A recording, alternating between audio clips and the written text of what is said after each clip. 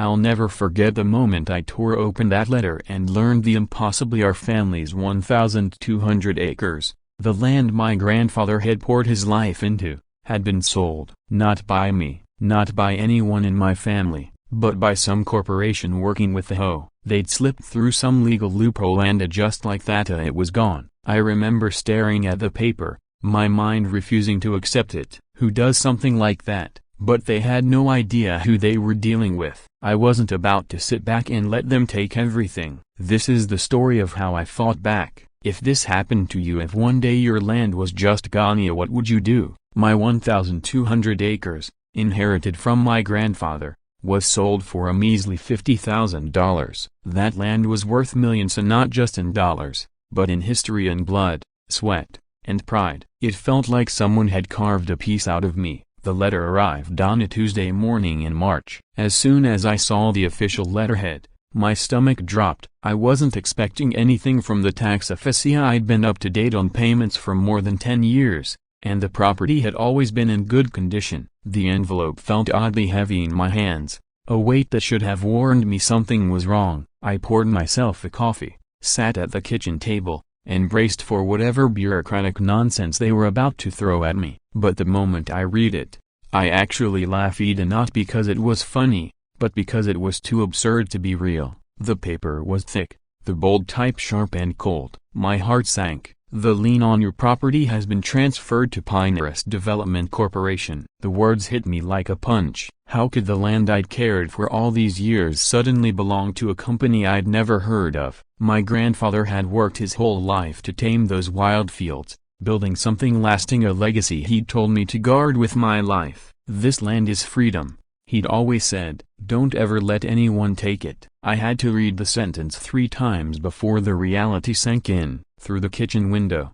the field stretched out in the morning light, the same land my grandfather had shaped with his bare hands. How could anyone claim it wasn't mine? It was a crisp, perfect morning, of the kind that reminds you why you live out here. As I walked the property, I tried to imagine what these corporate opportunists saw. The land was clean, well kept, fully surveyed. Taxes were current, boundaries were marked, and the records were in order. There was nothing that hinted at delinquent taxes or just cause for seizure. Yet here I was, holding papers claiming a $50,000 lien had cost me land worth over $2 million. The documents even had the audacity to say they'd followed proper legal procedures in recovering the supposed debt. My family's land, 3 generations of Ida, had been stripped away without my knowledge or any chance to fight it. I tore through a year's worth of mail, hunting for any notice, warning, or letter that might prove I'd been informed. Nothing, but one name kept appearing in the paperwork: Catherine Sterling, the HOA president. She was credited with overseeing the transfer for the benefit of community development. Catherine had been in charge for 3 years, ever since she moved in from up north with her polished image and neatly packaged life. She was the kind of woman who could make walking her tiny designer dog look like a boardroom appointment, always in her mid-50s business casual armor, always in control. The way the documents described the deal made it sound like my land was some kind of liability to the neighborhood, rather than the productive, thriving property it was. I called the HOA office, forcing my voice to stay calm. "Ms. Sterling, I need to know exactly what happened with my property." She answered in that measured, almost scripted tone people use when they want to sound concerned without actually feeling it. "As you can see from the documentation,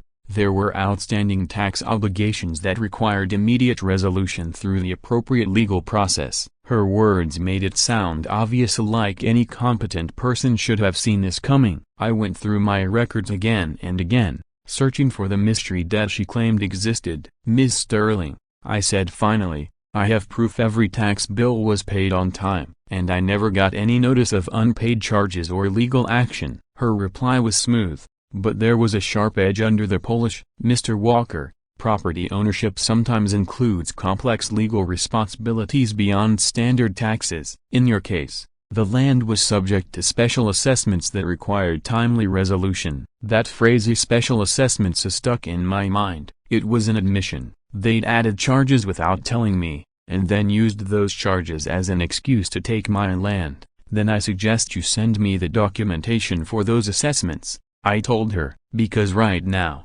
this looks like a fraudulent seizure. From there, the conversation spiraled fast. Catherine stopped pretending to be helpful. Catherine kept insisting that responsible property owners would naturally understand the need to comply with municipal development rules. I countered that truly reasonable people follow proper legal channels and issue clear, documented notices before taking someone's land. She tossed around phrases about legal authority and enforcement powers available to development corporations, but I had already stopped paying full attention. Something in the transfer documents had just caught my eye. This wasn't a sloppy error or a stray bureaucratic form when I read closely. The legal language was far too specific, almost crafted for a particular outcome. Instead of the standard tax lien enforcement terms I'd expect, there were unusual references to community development priorities and strategic land use optimization. You don't see wording like that in routine municipal paperwork. I mentally flagged it for further digging,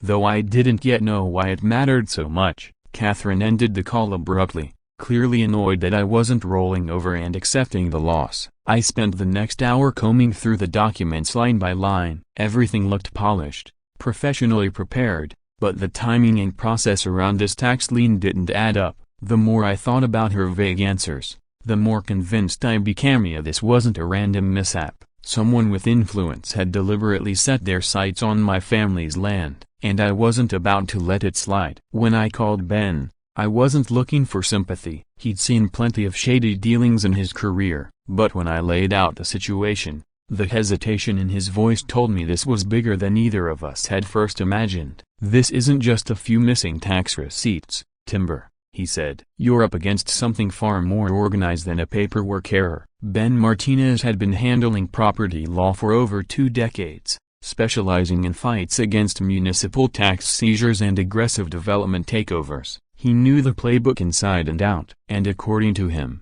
Pinterest development had been popping up more and more in cases like mine. They bury property owners in dense legal language and fast-track acquisitions before anyone can mount a real defense. He explained in his office, where the walls were stacked high with case files. Many of those files looked frighteningly similar to mine. The evidence he showed me was disturbing. Pinterest's cases all followed the same script in rural communities across the state. Barely any notice of so-called special assessments or tax bills, followed by lightning-fast legal proceedings that transferred land within weeks. Normally, such processes take months or even years. They always time it carefully, Ben pointed out, scanning my paperwork. They hit when owners are least likely to notice or respond to holidays, harvest season, family emergencies. That's not coincidence. My first real lead came from Mrs. Dorothy Hayes, an elderly neighbor who had been quietly tracking Pinterest's activity in the area. We met at the local diner, where she leaned in and spoke in a hushed tone. "They pulled the same stunt on the Martinez family," she said. "Nearly got me, too. They won't stop until they've taken every valuable acre in this county." Her hands trembled as she slid a stack of old newspaper clippings across the table. Each one told another story like many a land quietly taken, owners blindsided. Mrs. Hayes knew the details of nearly every suspicious property deal in the last 5 years. She described how the Martinez family lost 80 acres of prime farmland in almost the exact way my property had been taken. Mysterious fees, rushed court dates, no official warning. They didn't even know they lost the land until surveyors arrived to plan new development. The deeper I dug, the more I realized this wasn't personal, it was a strategy. Over and over, families had been targeted through the same 3 tactics: wrong addresses for legal notices, ensuring owners never saw the warnings in time, hidden postings in out-of-the-way spots, technically meeting the law but guaranteeing no one would notice, fast-tracked auctions that left owners with no chance to hire lawyers or gather the funds to fight back. These weren't random coincidences, they were coordinated moves in a very deliberate game. This wasn't sloppy paperwork or a few corrupt officials acting alone, it was coordinated. The pattern was deliberate, executed with precision, and Catherine Sterling's name kept showing up in property acquisition records from all over the region. Every time, she appeared as either an HOA representative or a community development consultant. Her recurring role made it clear as someone was using HOA authority and the feel-good language of community improvement as legal camouflage for what looked a lot like organized property theft. And every deal, while technically staying within the law, generated huge profits. I began keeping meticulous records of every call, every email, every conversation, every scrap of paper. If this ended up in court or in front of regulators, I'd need an airtight trail of evidence. I logged the time and date of every exchange, noted the exact words used, and kept track of any threats or promises made by those involved. My dining room table turned into a war room of files, binders, and a timeline of events that revealed the scope of what I was up against. A trip to the courthouse made things worse. Property records showed that Pinterest Development had acquired over 3,000 acres of high-value rural land in just the last year and a half, worth more than $15 million, using the same special assessments and expedited tax lien tactics that took my family's land. Each case followed the same script, just tweaked slightly to avoid suspicion. Municipal records also revealed that Catherine held seats on development review boards in 4 different counties, giving her inside knowledge of upcoming infrastructure projects and zoning changes. That meant she could pinpoint exactly which properties would skyrocket in value long before anyone else knew. She'd placed herself in positions that gave her access to confidential planning information worth millions. Digging into municipal codes, Ben found that Pinterest was exploiting vague wording in local laws to impose charges without going through the usual notification and appeals process. On paper, it was legal, but in practice, it was nearly impossible for owners to fight back before the fast-tracked deadlines expired. "This isn't sloppy lawyering," Ben said, flipping through the codes. "It's deliberate legal engineering. They've built themselves a set of loopholes to steal land while pretending to follow the rules." Then came the discovery that shifted everything. While going through property transfer files late one night, I found a contract buried deep in the paperwork. On the last page was a hastily scrawled signature of Catherine Stirling's tied directly to Pinterest Development. It wasn't just her HOA position, she had a personal financial stake in the very development projects she was approving. Her signature matched HOA documents I'd seen before, leaving no doubt. This was bigger than I'd imagined, a tightly woven network of money, influence, and carefully hidden business relationships. That's when the shadows started moving. At first, it was subtle. A car parked across the street for hours, a stranger watching me from a cafe-copyright window, the same face turning up in multiple places where I was digging for information. But the more I pushed into pulling records, interviewing other landowners, the more obvious the surveillance became. The same dark sedan appeared in the courthouse parking lot when I went to pull files. The same man stood down the block when I met Ben to discuss legal strategy. Too many sightings to be coincidence. Someone was tracking me, and they weren't trying too hard to hide it anymore. Soon, my phone calls had faint static or strange delays. My searches about property law and development corporations seemed to trigger waves of targeted ads for legal services I'd never contacted. I couldn't shake the feeling that eyes were on me everywhere. It wore me down as sleep became rare, and even casual chats with neighbors made me wonder if they were connected. The tension tightened daily, but the breaking point came with the one thing I'd hoped wouldn't happen: a break-in. I came home to find my front door wide open,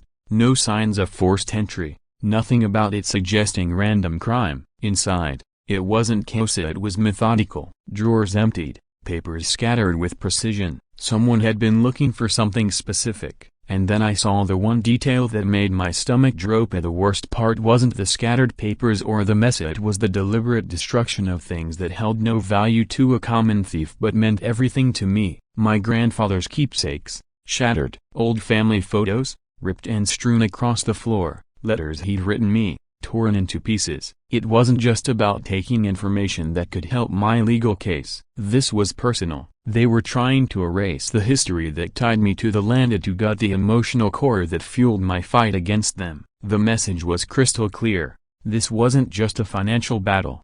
It was a warning. Keep pushing, and they'd come after more than just the property. The precision of the damage made it impossible to ignore. It was calculated to inflict maximum psychological harm while leaving enough ambiguity to claim it was random vandalism. Nothing of obvious monetary worth was taken, nothing that would make the break-in look like a traditional burglary. It could be brushed off as local troublemakers, but I knew better. The police were polite but constrained by the lack of direct evidence. The officer took photos, logged the report, and said what I already know without witnesses or a clear lead. There wasn't much they could do. He glanced around the house and remarked, "Looks like they were after something specific," but without knowing what, he could only recommend stronger locks and security cameras. Practical advice, sure, but it didn't touch the real issue.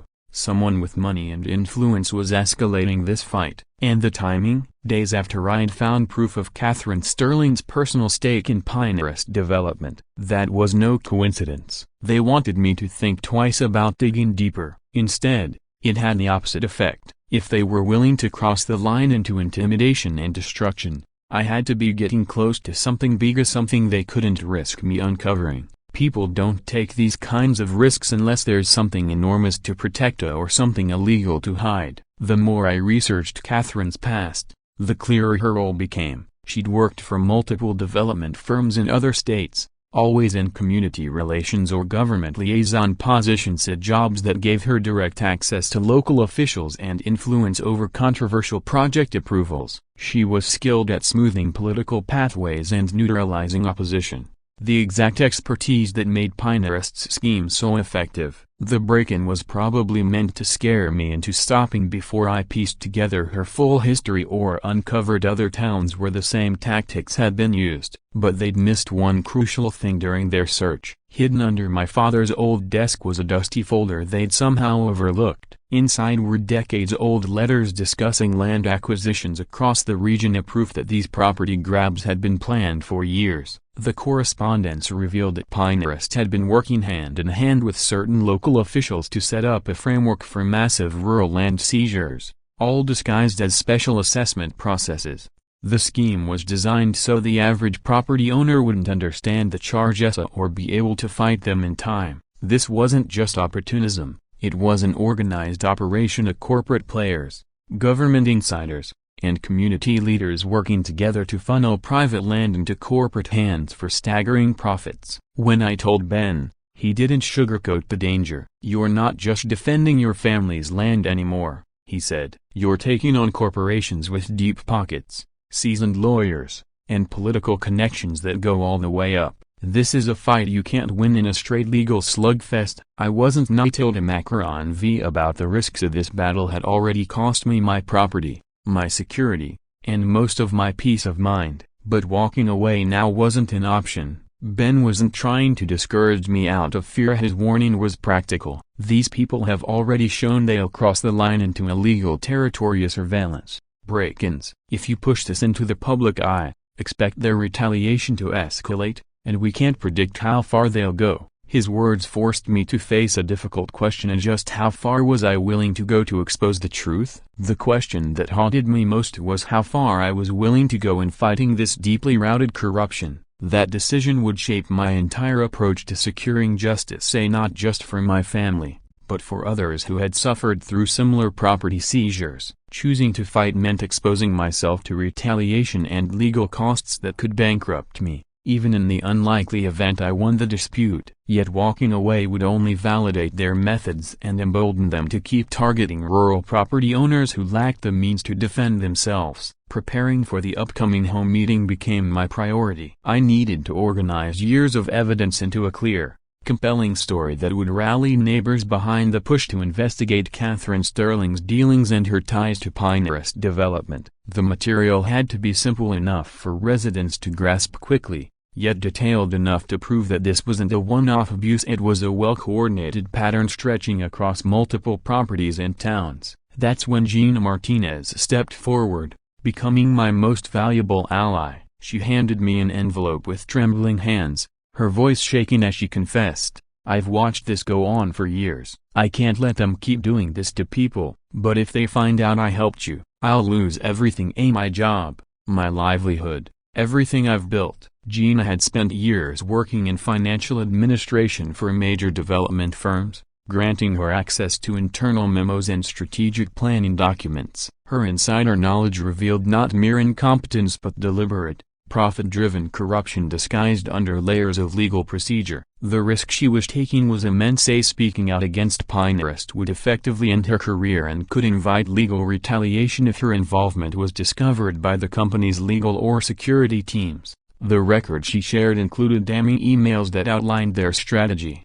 target elderly rural property owners with deep emotional ties to their land but limited resources to fight back. One chilling line stood out: emotional attachment makes them susceptible to pressure tactics, and limited resources prevent meaningful legal resistance. Her documents also exposed that Catherine Sterling was being paid handsomely for her role in facilitating these acquisitions through her positions on various HOA boards and community committees. Her work involved identifying high-value land, probing into owners' financial weaknesses, and drumming up public support for projects that enriched Pinterest's executives rather than the community. When the home meeting arrived, over 100 residents showed up, more than any meeting in the association's history. Word had spread about possible corruption, questionable land deals, and threats to property rights. People came looking for answers. Catherine faced them with her signature smile, masking the sharp calculation in her eyes. She wasn't there to serve the community, she was there to protect her investments and the network of deals that depended on community approval. Her polished public speaking skills and political savvy gave her an edge,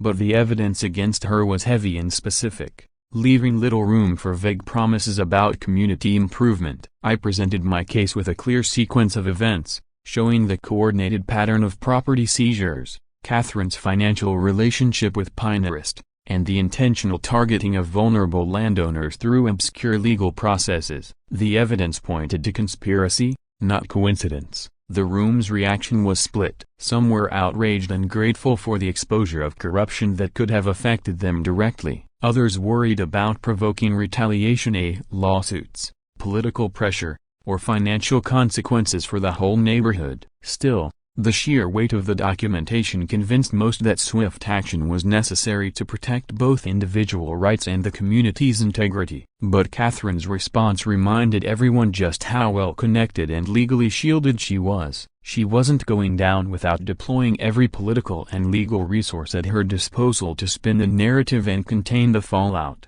Just as I thought I had cornered Catherine with undeniable proof of her conflicts of interest, she delivered a verbal blow that instantly shifted the tone in the room. Fixing her gaze on me, her expression sharpened to pure calculation. "You have no idea who you're dealing with, Mr. Walker," she said evenly. "You're playing a dangerous game, and you're about to lose everything you think you're protecting." It wasn't just a threat, it was a reminder of the immense network of influence she could summon to crush anyone who endangered her business empire. But surrender wasn't an option. I had already lost the land my grandfather left me and watched the security of my neighbors erode under the very leadership meant to safeguard them. This fight had consumed months of my life and jeopardized 3 generations of family effort. There was no turning back now. What I faced was bigger than a corrupt HOA board. It was a coalition of corporations, developers, and politicians who had been stripping families of their land for years by exploiting obscure legal loopholes and manipulating procedures the average property owner couldn't hope to navigate in time. Choosing to escalate into a formal legal battle was no small decision. It meant going toe-to-toe with entrenched power, the kind with deep pockets,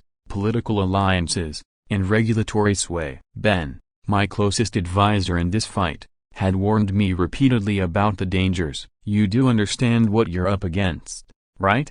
he asked one evening during our strategy meeting. His tone weighted with concern. "They've got money, legal firepower, and political pull far beyond what we can match. You won't just be defending your land, you'll be in a war you might not win. And even if you do, the costs could leave you broke." Ben had seen this before. Development giants wielding aggressive legal tactics and exploiting procedural traps to exhaust anyone daring to challenge them. Many property owners who won their cases ended up financially ruined, spending more on litigation than their property was worth. But my resolve wasn't about balancing a ledger. This wasn't just about one parcel of land, it was about making sure no other family endured the same calculated theft that had targeted my grandfather's property and threatened the livelihoods of countless rural residents. For me, Protecting property rights and demanding legal accountability outweighed the personal cost. Allowing this machine to keep running unchecked was unthinkable. When the first court hearing came, I got a taste of what we were really up against. Catherine and Pinehurst Development showed up with a wall of legal muscle. 5 attorneys from a top-tier firm renowned for defending development corporations and navigating municipal law. They had resources I couldn't dream of matching. The hearing was punishing. Even with Ben's warnings, I wasn't fully prepared for the relentless nature of their attacks. Catherine's legal team dissected every claim we'd made, hunting for even the smallest gap they could exploit to erode the credibility of our evidence. They weren't trying to prove innocence, they were trying to bury the truth under technicalities. Every move was calculated to reframe my fight as nothing more than a personal vendetta from a bitter landowner unwilling to accept lawful tax collection and property assessments. They cited municipal codes, procedural checklists, and official records to make each property transfer look like an above-board auction with fair opportunities for challenge. Their mastery of legal precedent and procedural nuance created an aura of legitimacy that was hard to pierce, especially for judges unfamiliar with the broader, deliberate pattern of abuse we had uncovered. Piece by piece, they tried to turn systematic theft into what looked like business as usual. Without an equally skilled legal team and airtight documentation, we wouldn't have stood a chance. Fortunately, the evidence we brought forward detailing calculated targeting and deliberate procedural abuse was strong enough to cast real doubt on the legitimacy of Pinehurst Development's operations and on Catherine Sterling's role in enabling suspect property deals. The records we presented painted a picture of coordination, not coincidence, pointing toward a criminal conspiracy rather than a series of unrelated tax sales. The judge listened with a mixture of professional reserve and clear intrigue. While she didn't declare wrongdoing outright, her order for discovery proceedings signaled that our material had raised serious, credible concerns about fraud and abuse of process. Catherine's polished composure cracked for the first time when the court authorized a deep dive into Pinehurst's financial ledgers and business dealings. It was a rare glimpse of uneasy proof that such scrutiny could reveal truths they'd worked hard to bury. The discovery phase meant access to internal emails, financial records, and communications that could expose the full network behind the land grabs, including any connections between corporate players and government officials. For an operation built on secrecy and loopholes, that kind of transparency was dangerous. As the hearing adjourned, an unexpected development landed in my hands. Literally, someone had slipped a folded note into my briefcase during the session. Inside was a single name, one tied to local government and directly linked to Catherine's projects. This wasn't just regulatory favoritism, it was full-blown corruption. An elected official had a personal financial stake in Pinehurst's deals, putting them on the wrong side of the very laws they were sworn to uphold. The scope of the fight had just expanded. This was no longer only about stolen land, it was about dismantling an entrenched system of public officials bending the law to serve private interests, and I intended to drag every one of them into the light, regardless of what it cost me. Meanwhile, the FBI's investigation was accelerating faster than I'd imagined. Special Agent Martinez was uncovering deep financial ties linking Pinehurst Development to government corruption. The inquiry had already grown beyond property fraud, now touching on potential racketeering and conspiracy charges, offenses that could carry decades of prison time. That's when a new problem emerged. Tyler Morrison, Catherine's longtime business partner and financial architect, he had overseen the complex transactions that enabled these property thefts under the guise of municipal tax enforcement. His insider knowledge made him invaluable to federal prosecutors and dangerous to everyone still involved. The agents discovered signs he was preparing to flee. He'd pulled hundreds of thousands in cash from multiple accounts and was booking a flight to Switzerland, a safe haven where extradition could take years, if it happened at all. If Tyler vanished, he'd take with him the critical evidence and first-hand testimony needed to prove the entire conspiracy. Without him, much of our proof would be reduced to circumstantial patterns instead of direct confirmation. That made stopping him a top priority. The FBI shifted into overdrive, coordinating with other agencies to track his movements, freeze what assets they could, and block his departure before the trailer and the Kazi went cold. Martinez's team had been tailing Tyler for days, documenting every attempt to cash out and transfer assets, while collecting proof of obstruction and conspiracy. His behavior left little doubt he knew the net was closing and was desperate to escape before the full scale of the scheme became public. Complicating everything was the possibility of local interference. Some officials tied to Pinterest might already be quietly assisting the FBI, while others still loyal to Catherine could be working behind the scenes to shield her operations and undermine the investigation. The news of a federal probe didn't leave Catherine Sterling unprepared, if anything. It revealed just how deep her legal and political resources ran. Her attorneys moved quickly, crafting a defensive playbook designed to challenge the government's jurisdiction and attack procedural authority, all while painting her aggressive property acquisitions as lawful, above-board business practices. But the reality was far less innocent. The evidence pointed to an organized, interstate criminal enterprise complete with fraud so systematic that federal racketeering charges seemed inevitable. Such charges could mean decades behind bars and the seizure of millions in illicitly obtained assets to restore stolen land and compensate victims. Because her operation spanned multiple states and targeted numerous communities, no amount of local influence could shield her from the reach of federal law. Tyler Morrison, meanwhile, was sitting on a goldmine of damaging and information: offshore bank accounts, international shell companies, and money trails leading to potential charges for laundering and tax evasion. If he chose to cooperate,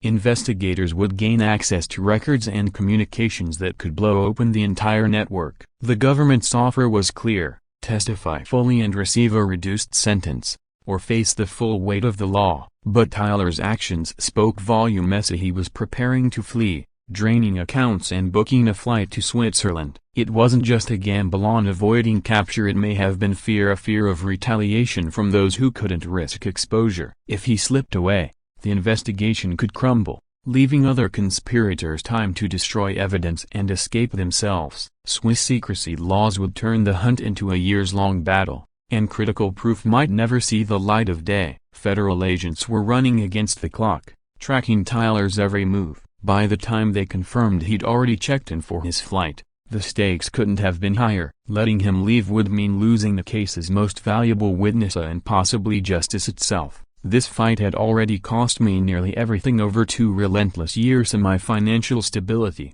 personal relationships, and my health. Sleepless nights and stress-related issues had become part of my life, and even my doctor warned the long-term effects could be severe. But giving up was never an option. The stakes weren't just personal, they involved protecting other families from the same exploitation, defending property rights, and ending a corrupt system targeting those least able to defend themselves. My grandfather's legacy and the dreams of hundreds of others depended on it. Then came the turning point. Just 40 minutes before departure, federal agents intercepted Tyler at the airport, preventing his escape. His arrest launched a chain of coordinated raids across 6 locations, securing files, electronic records, and hard evidence of the scheme. With over 50 agents involved, nothing was left to chance. Under pressure, Tyler agreed to cooperate, handing over access to hidden accounts and revealing the global reach of the organization's laundering and fraud operations. His insider knowledge became the backbone of the government's case. Banking records from a dozen countries confirmed the operation's scale. Before long, Catherine Sterling herself was taken into custody during a dawn raid on her luxurious lakeside home. Computers, ledgers, and correspondence outlined her central role in manipulating municipal legal loopholes for massive personal gain. Forensic accountants estimated over $40 million in stolen property value. Watching her empire collapse, culminating in her mansion going to federal auction, was justice made tangible. The sale of her seized assets alone recovered $12 million for the Victims' Compensation Fund. But this was never only about reclaiming my family's 1,200 acres. It became about righting decades of wrongs, creating legal precedent to shield property owners, and proving that even powerful corporate forces can be brought down. The prosecutions were sweeping. Catherine received 25 years in federal prison, Tyler got 18, and 14 other co-conspirators were sentenced to between 5 and 15 years. Asset forfeiture returned land and funds to victims, benefiting over 300 families across 6 states. The case's legacy extended beyond the courtroom. Legislative reforms, chief among them the newly passed Sterling Act, closed loopholes and made systematic property fraud a federal crime. Property values rebounded, local markets stabilized, and honest development could finally move forward without criminal interference. On my reclaimed land, I founded the Justice Central resource offering free legal aid and education to property owners. In its first year, it helped more than 500 families recognize and resist fraudulent acquisition schemes. Standing where my grandfather once toiled, I understood the deeper truth: property rights require constant vigilance. The legal victory was complete, but the personal scars would take years to heal. Near the Justice Center's entrance stands a bronze plaque, in memory of those who lost land to corporate greed, in honor of those who fight back against corruption. Annual memorial services ensure those stories are never forgotten. Watching Catherine led away in handcuffs didn't feel like the end, only the beginning of a larger, ongoing battle to protect land from those who view it solely as profit.